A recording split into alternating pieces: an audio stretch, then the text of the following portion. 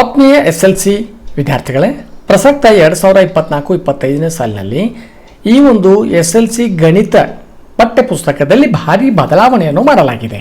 ಅಂದರೆ ಕೆಲವೊಂದು ಅಭ್ಯಾಸವನ್ನು ಬಿಡಲಾಗಿದೆ, ಅದರ ಜೊತೆಯಲ್ಲಿ ಕೆಲವೊಂದು ಅಧ್ಯಾಯವನ್ನು ಕೂಡ ಬಿಡಲಾಗಿದೆ. ಅಂದರೆ ಒಟ್ಟು ಕಳೆದ ಸಾಲಿನಲ್ಲಿ 15 ಅಧ್ಯಾಯಗಳಿದ್ದು ಪ್ರಸ್ತುತ ಸಾಲಿನಲ್ಲಿ 14 ಅಧ್ಯಾಯಗಳು ಇದ್ದಾವೆ. ಒಂದು ಅಧ್ಯಾಯ ಅಂದರೆ ರಚನೆಗಳು ಅಥವಾ ಕನ್ಸ್ಟ್ರಕ್ಷನ್ ಅಂತಕ್ಕಂಥದ್ದು ಸಂಪೂರ್ಣವಾಗಿ ಈ ಪ್ರಸಕ್ತ ಸಾಲಿನ ಒಂದು 2024-25ನೇ ಸಾಲಿನಲ್ಲಿ ಆ ಒಂದು ಅಧ್ಯಾಯವನ್ನು ಕೈಬಿಡಲಾಗಿದೆ. ಅದರ ಜೊತೆಯಲ್ಲಿ ಕೆಲವೊಂದು ಅಧ್ಯಾಯಗಳಲ್ಲಿ ಕೆಲವೊಂದು ಅಭ್ಯಾಸಗಳನ್ನು ಕೂಡ ಬಿಡಲಾಗಿದೆ. ಹಾಗಾಗಿ ಯಾವ ಅಧ್ಯಾಯದಲ್ಲಿ ಯಾವ ಅಭ್ಯಾಸಗಳನ್ನು ಕೈಬಿಡಲಾಗಿದೆ ಅಂತಕ್ಕಂಥ ಸಂಪೂರ್ಣವಾಗಿರ್ತಕ್ಕಂಥ ಮಾಹಿತಿಯನ್ನು ಈ ಒಂದು ವಿಡಿಯೋದಲ್ಲಿ ನಾವು ನೋಡೋಣ.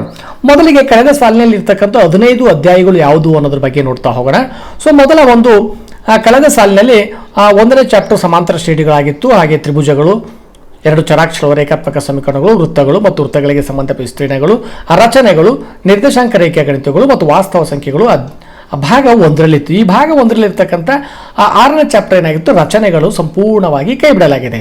ಕಳೆದ ಸಾಲಿನ 2ನೇ ಭಾಗ ಅಂತಂದಾಗ ಬಹುಪದೋಕ್ತಿಗಳು ಮತ್ತು ವರ್ಗ ಸಮೀಕರಣಗಳು, ತ್ರಿಕೋನಮಿತಿ ಪ್ರಸ್ತಾವನೆ, ತ್ರಿಕೋನಮಿತಿಯ ಕೆಲವು ಅನ್ವಯಗಳು, ಸಂಖ್ಯಾಶಾಸ್ತ್ರ, ಸಂಭವನೀಯತೆ ಮತ್ತು ಮೇಲ್ಮೈ ವಿಸ್ತೀರ್ಣ ಮತ್ತು ಘನಫಲಗಳು ಅಂತಕ್ಕಂಥ ಒಟ್ಟು 7 ಅಧ್ಯಾಯಗಳು ಭಾಗ 2ರಲ್ಲಿದ್ದು ಒಟ್ಟಾರೆ 15 ಅಧ್ಯಾಯಗಳು ಕಳೆದ ಸಾಲಿನಲ್ಲಿ ಇದು. ಈಗ ಪ್ರಸಕ್ತ ಸಾಲಿನ ಒಂದು ಸಾಲಿನಲ್ಲಿ ಈ ಗಣಿತ ವಿಷಯದಲ್ಲಿ ಭಾಗ 1ರಲ್ಲಿ ಯಾವ ಅಧ್ಯಾಯಗಳಿದ್ದಾವೆ ಅಂತಕ್ಕಂಥದ್ದನ್ನು ನೋಡ್ತಾ ಹೋದರೆ ಮೊದಲಿಗೆ ವಾಸ್ತವ ಸಂಖ್ಯೆಗಳು ಅಂತಕ್ಕಂಥ ಅಧ್ಯಾಯ ಇಡಲಾಗಿದೆ. ಅಂದರೆ ಕಳೆದ ಸಾಲಿನಲ್ಲಿ ಇದು 8ನೇ ಅಧ್ಯಾಯವಾಗಿತ್ತು. ಇಲ್ಲಿ ಒಟ್ಟು 2 ಅಭ್ಯಾಸಗಳು ಇರ್ತವೆ, 1.1, 1.2 ಅಂದಾಗ ಕಳೆದ ಸಾಲಿನಲ್ಲಿ ನಮಗೆ 8ನೇ ಅಧ್ಯಾಯದಲ್ಲಿ ಇರ್ತಕ್ಕಂಥ ಈ ಒಂದು ವಾಸ್ತವ ಸಂಖ್ಯೆಗಳಲ್ಲಿ ಒಟ್ಟು 4 ಅಧ್ಯಾಯಗಳಿದ್ದು 4 ಅಭ್ಯಾಸಗಳಿದ್ದು ಅದರಲ್ಲಿ ನಮಗೇನಾಗಿದೆ, ಈಗ ಅಧ್ಯಾಯಗಳನ್ನು ಕಡಿತಗೊಳಿಸಲಾಗಿದೆ.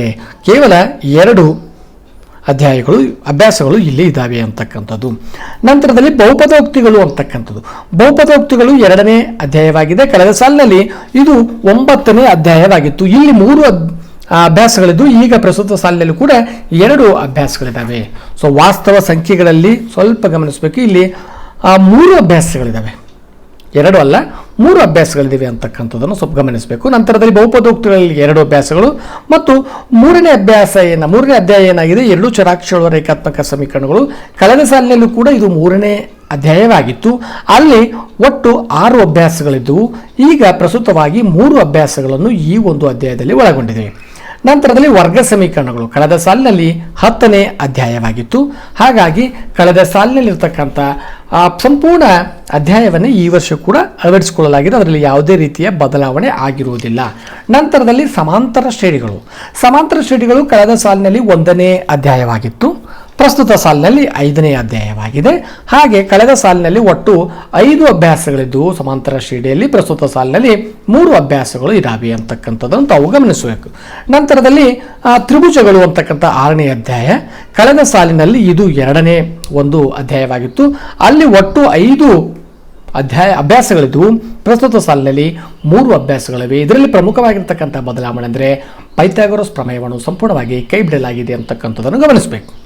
ನಂತರದಲ್ಲಿ 7ನೇದು ನಿರ್ದೇಶಾಂಕ ರೇಖಾಗಣಿತಗಳು.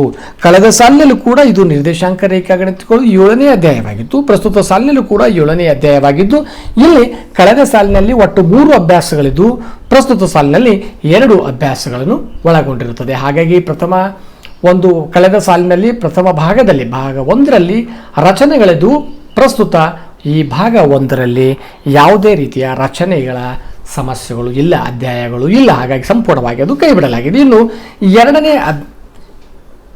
2ನೇ ಭಾಗಕ್ಕೆ ಬಂದಾಗ ಭಾಗ 2ರಲ್ಲಿ ಸೊ ಭಾಗ 2ರಲ್ಲಿ ಇಲ್ಲಿ 8ನೇ ಅಭ್ಯಾಸ, ಅಧ್ಯಾಯ 8 ಅಂದರೆ ತ್ರಿಕೋನಮಿತಿಯ ಪ್ರಸ್ತಾವನೆಗಳು. ಕಳೆದ ಸಾಲಿನಲ್ಲಿ 11ನೇ ಒಂದು ಅಧ್ಯಾಯವಾಗಿತ್ತು. ಅಲ್ಲಿ ಒಟ್ಟು 11.1ರಿಂದ 11.4ರವರೆಗೆ 4 ಅಧ್ಯಾಯಗಳದ್ದು. ಪ್ರಸ್ತುತ ಸಾಲಿನಲ್ಲಿ ಇಲ್ಲಿ 3 ಅಧ್ಯಾಯಗಳಿದ್ದಾವೆ ಅಂತ ನಾವು ಹೇಳ್ಬೋದು, 3 ಅಭ್ಯಾಸಗಳಿದ್ದಾವೆ ಅಂತ ನಾವು ಹೇಳ್ಬೋದು. 1 ಅಭ್ಯಾಸವನ್ನು ಕೈ ಬಿಡಲಾಗಿದೆ.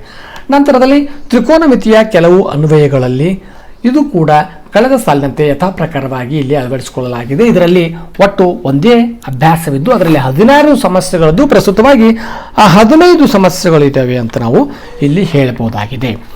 ನಂತರದಲ್ಲಿ ವೃತ್ತಗಳು ಅಧ್ಯಾಯ 10 ವೃತ್ತಗಳು ಕಳೆದ ಸಾಲಿನಲ್ಲಿ 4ನೇ ಅಧ್ಯಾಯವಾಗಿತ್ತು. ಈಗ ಪ್ರಸ್ತುತ ಸಾಲಿನಲ್ಲಿ ಇಲ್ಲಿ 2 ಅಭ್ಯಾಸಗಳು ಒಳಗೊಂಡಿರ್ತವೆ. ಕಳೆದ ಸಾಲಿನಲ್ಲಿ ಕೂಡ 2 ಅಭ್ಯಾಸಗಳು ಇದ್ವು ಅಂತಕ್ಕಂಥದ್ದು. ಇಲ್ಲಿ ಯಾವುದೇ ರೀತಿಯ ಬದಲಾವಣೆ ಆಗಿಲ್ಲ. ನಂತರ ವೃತ್ತಗಳಿಗೆ ಸಂಬಂಧಿಸಿದ ವಿಸ್ತೀರ್ಣಗಳು. ವೃತ್ತಗಳಿಗೆ ಸಂಬಂಧಿಸಿದ ವಿಸ್ತೀರ್ಣದಲ್ಲಿ ಇಲ್ಲಿ 11.1 ಒಂದೇ ಅಭ್ಯಾಸವಿದೆ. ಕಳೆದ ಸಾಲಿನಲ್ಲಿ ಇದು 5ನೇ ಅಧ್ಯಾಯವಾಗಿತ್ತು. ಅಲ್ಲಿ ಆ ವೃತ್ತಗಳಿಗೆ ಸಂಬಂಧಿಸಿದ ವಿಸ್ತೀರ್ಣದಲ್ಲಿ ಒಟ್ಟು 3 ಅಭ್ಯಾಸಗಳಿದ್ದವು. ಹಾಗಾಗಿ 2 ಅಭ್ಯಾಸಗಳನ್ನು ಕೈಬಿಟ್ಟು ಕೇವಲ ಒಂದೇ ಒಂದು ಅಭ್ಯಾಸವನ್ನು ಪ್ರಸ್ತುತ ಸಾಲಿನಲ್ಲಿ ಅಳವಡಿಸಿಕೊಳ್ಳಲಾಗಿದೆ. ನಂತರದಲ್ಲಿ ಬರ್ತಕ್ಕಂಥ ಪ್ರಮುಖವಾಗಿರತಕ್ಕಂಥದ್ದು ಅಂದರೆ ಮೇಲ್ಮೈ ವಿಸ್ತೀರ್ಣಗಳು ಮತ್ತು ಘನಫಲಗಳು. ಕಳೆದ ಸಾಲಿನಲ್ಲಿ ಭಾಗ 2ರ 15ನೇ ಅಧ್ಯಾಯವಾಗಿತ್ತು. ಅದರಲ್ಲಿ ಒಟ್ಟು 4 ಅಭ್ಯಾಸಗಳು ಒಳಗೊಂಡಿದ್ದವು ಕಳೆದ ಸಾಲಿನಲ್ಲಿ.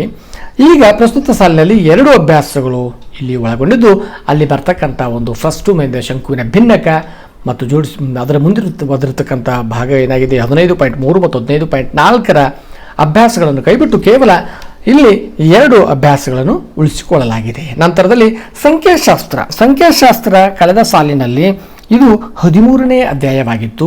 ಅಲ್ಲಿ ಇರತಕ್ಕಂಥ ಪ್ರಮುಖ ಬದಲಾವಣೆ ಅಂದರೆ ಒಂದು ಓಜಿವ್ ನಕ್ಷೆ ಅಂತಕ್ಕಂಥದ್ದು ಏನಿದೆ ಆ ಅಭ್ಯಾಸವನ್ನು ಕೈಬಿಡಲಾಗಿದೆ. ಹಾಗಾಗಿ ಇಲ್ಲಿರ್ತಕ್ಕಂಥ ಕಳೆದ ಸಾಲಿನಲ್ಲಿ 4 ಅಭ್ಯಾಸಗಳಿದ್ದವು. ಪ್ರಸ್ತುತ ಸಾಲಿನಲ್ಲಿ ಓಜಿವ್ ನಕ್ಷೆಯನ್ನು ಹೊರತುಪಡಿಸಿ ಉಳಿದಿರ್ತಕ್ಕಂಥ 3 ಅಭ್ಯಾಸಗಳನ್ನು ಅಳವಡಿಸಿಕೊಳ್ಳಲಾಗಿದೆ. ಇನ್ನು ಕೊನೆಯದಾಗಿ ಸಂಭವನೀಯತೆ ಕಳೆದ ಸಾಲಿನಲ್ಲಿ 14ನೇ ಅಧ್ಯಾಯವಾಗಿತ್ತು. ಪ್ರಸ್ತುತ ಸಾಲಿನಲ್ಲಿ ಕೂಡ 14ನೇ ಅಧ್ಯಾಯವಾಗಿದೆ. ಹಾಗಾಗಿ ಇದರಲ್ಲಿ ಯಾವುದೇ ರೀತಿಯ ಬದಲಾವಣೆಯನ್ನು ಮಾಡದೆ ಯಥಾ ಪ್ರಕಾರವಾಗಿ ಉಳಿಸಿಕೊಳ್ಳಲಾಗಿದೆ. ಅಂದರೆ ವಿದ್ಯಾರ್ಥಿಗಳು ಸ್ವಲ್ಪ ಗಮನಿಸಬೇಕು. ಪ್ರಸ್ತುತ ಶೈಕ್ಷಣಿಕ ಸಾಲಿನಲ್ಲಿ ಗಣಿತದಲ್ಲಿ ಕೆಲವೊಂದು ಮಹತ್ತರವಾಗಿರ್ತಕ್ಕಂಥ ಬದಲಾವಣೆಯನ್ನು ಮಾಡಲಾಗಿದೆ. ಹಾಗಾಗಿ ನಾವು ಮುಂಬರ್ತಕ್ಕಂಥ ದಿನಗಳಲ್ಲಿ ಈ ಒಂದು ಪಠ್ಯ ವಿಷಯಗಳಲ್ಲಿರ್ತಕ್ಕಂಥ ಅಧ್ಯಾಯಗಳನ್ನು ಅಭ್ಯಾಸ ಮಾಡಿದ ನಂತರ ನಾವು ವಾರ್ಷಿಕ ಪರೀಕ್ಷೆಗೆ ತಯಾರಾಗಬೇಕಾದ್ರೆ ಅಲ್ಲಿರ್ತಕ್ಕಂಥ ಒಂದು ಬ್ಲೂ ಪ್ರಿಂಟ್ ಪ್ರಸ್ತುತ ಸಾಲಿನಲ್ಲಿ ಕೂಡ ಬದಲಾವಣೆ ಆಗ್ತಕ್ಕಂಥ ಸಾಧ್ಯತೆ ಇದೆ. ಏಕೆಂದರೆ ನಮಗೆ ಓಜಿವ್ ನಕ್ಷೆ ಹೋಯಿತು, ಮತ್ತು ಪೈಥಾಗೊರಸ್ ಪ್ರಮೇಯವಾಯಿತು, ಕನ್ಸ್ಟ್ರಕ್ಷನ್ನಲ್ಲಿ ರಚನೆಗಳಲ್ಲಿರ್ತಕ್ಕಂಥ ಒಂದು ಲೆಕ್ಕಗಳು ಬರ್ತಾ ಇದ್ವು. ಅವುಗಳೆಲ್ಲ ಹೊರತುಪಡಿಸಿದಾಗ ನಮಗೆ ಪ್ರಸ್ತುತ ಸಾಲಿನಲ್ಲಿ ಭಾರಿ ಬದಲಾವಣೆ, ಒಂದು ಪ್ರಶ್ನೆ ಪತ್ರಿಕೆಯ ಒಂದು ಬದಲಾವಣೆ ಆಗ್ತಕ್ಕಂಥ ಸಾಧ್ಯತೆ ಇದೆ. ಹಾಗಾಗಿ ವಿದ್ಯಾರ್ಥಿಗಳು ಮೊದಲಿಗೆ ಈ ಅಧ್ಯಾಯಗಳನ್ನು ಅಭ್ಯಾಸ ಮಾಡಿದ್ದೆ ಆದರೆ ಮುಂಬರ್ತಕ್ಕಂಥ ದಿನಗಳಲ್ಲಿ ತಾವು ಪರೀಕ್ಷೆಯನ್ನು ಸುಲಭವಾಗಿ ಎದುರಿಸಬಹುದು. ಏಕೆಂದರೆ ಅನೇಕ ಘಟಕಗಳು ಬಿಡಲಾಗಿದೆ, ಆದರೆ ಅದರಲ್ಲಿ ಕೆಲವೊಂದು ವಿಷಯಗಳಲ್ಲಿ ಸಂಪೂರ್ಣವಾಗಿರ್ತಕ್ಕಂಥ ಸರಳ ಇರತಕ್ಕಂಥ ಒಂದು ಘಟಕಗಳು ಬಿಟ್ಟಿರ್ತಕ್ಕಂಥದ್ದು ಮುಂದಿನ ದಿನಗಳಲ್ಲಿ ಮಕ್ಕಳಿಗೆ ಸುಲಭವಾಗಿ ಅಂಕವನ್ನು ಗಳಿಸ್ಬೋದಾಗಿತ್ತು ಆ ಒಂದು ಘಟಕಗಳಿದ್ದರೆ.